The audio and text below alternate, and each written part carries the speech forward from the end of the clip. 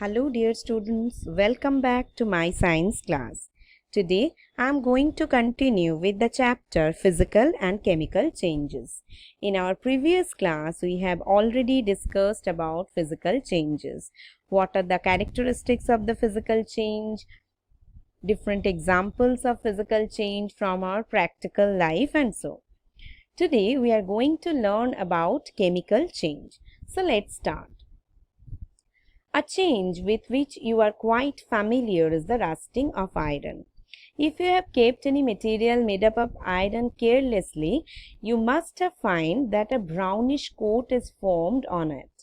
If you leave a piece of iron in the open for some time, it acquires a film of brownish substance. This substance is called rust, and the process is called rusting. Iron gates or parks or farmland, iron benches kept in lawns and gardens. Almost every article of iron kept in the open gets rusted. At home, you must have seen shovels and spades getting rusted when exposed to air and moisture.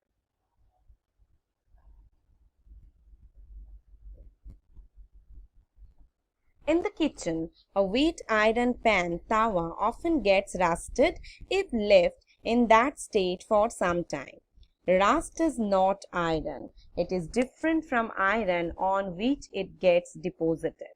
So, if you are able to scrap those rust from any iron article, and if you try to crush it, you will see that you are able to crush it easily. That means it is not having the property, the strength of iron. That metallic strength of iron is lost whenever it gets transformed into rust. And if you take the dust of rust and you keep it near a magnet, you will see that the rust is not at all attracted by magnet. So there is certain change in the chemical property when iron gets transformed into rust.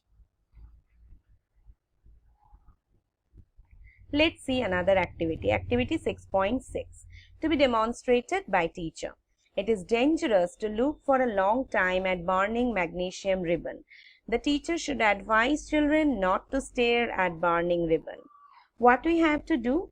Get a small piece of a thin strip of ribbon of magnesium. Clean its tip with sandpaper. Bring the tip near a candle film. It burns with a brilliant white light, as you can see it in this picture. See that the magnesium ribbon is burning with a brilliant, dazzling white light.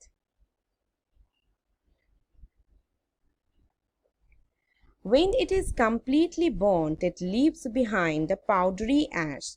Does this ash look like the magnesium ribbon?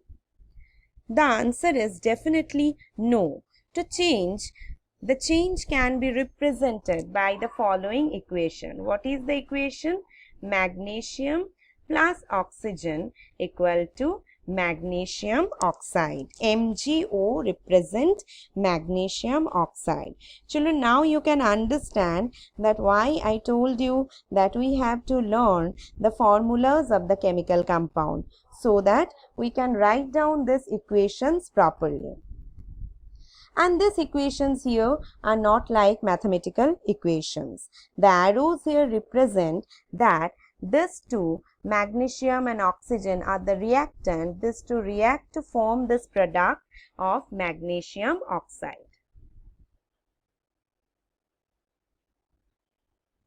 Collect the ash of magnesium oxide and mix it with a small amount of water. Stir the mixture well. Test the mixture with blue and red litmus paper. Does the mixture turn red litmus blue? Does the mixture turn blue litmus red? We will observe that if we have collected the white ash of magnesium oxide and make it react with oxygen, and if we keep a red litmus paper over there, it will turn into blue.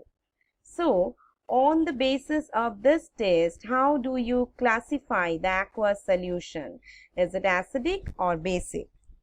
If it is turning the red litmus into blue, then what is the nature of the substance, children? Yes, you all are right. It is basic in nature because we know it is the base which turn red litmus paper blue.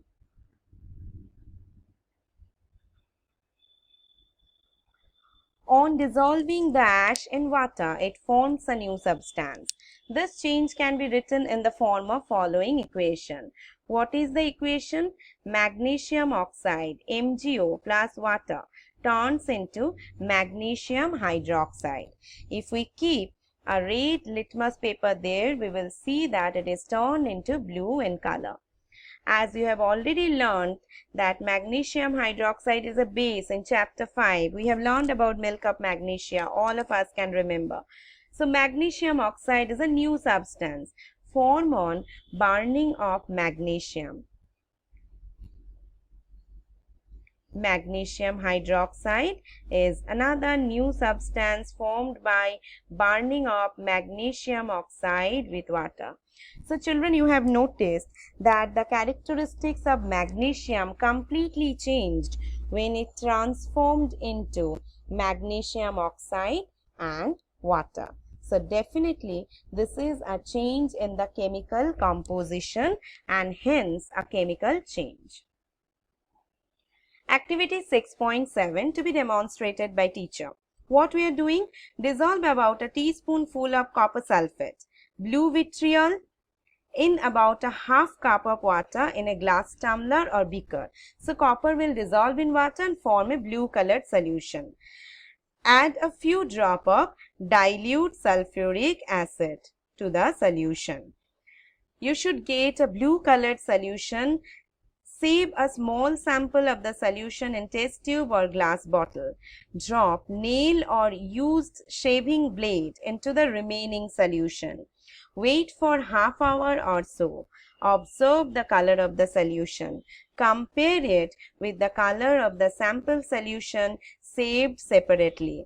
So in a nutshell, what we are doing, we have taken copper sulfate, we have made copper sulfate solution by mixing it with some water. Then we have added some amount of sulfuric acid to it. After our solution is made, it will look like this. Then we have divided the solution into two halves. One is kept in a test tube, another is kept in another test tube. There we have added one iron blade. After some time, we can see that the color of the copper sulfate has changed into that because it changed into iron sulfate. So copper sulfate reacting with iron changed into iron sulfate and turned into green color. Children, you can remember I told you while teaching physical change that always change in color does not mean it is a physical change. So you can see change in the color is due to a chemical change. So color of the solution from blue to green is due to formation of iron sulfate, a new substance. The brown deposit on the iron nail is copper, another new substance. We can now write down the reaction as copper sulfate solution, blue in color, plus iron sulfate solution, green in color, turned into copper sulfate plus iron equal to iron sulfate plus copper. Green, iron sulfate's color, and brown deposit of copper. So in both the two reactions we have seen completely new substance formed from chemical changes. We cannot get back the previous substance. That means if we try to react iron sulfate and copper and we are expecting that they will transform into copper sulfate and iron, it is not possible. Magnesium oxide cannot again get back into magnesium. So these are chemical change, these are irreversible and permanent change. In our next class, we will learn about some more chemical changes. Thank you, children.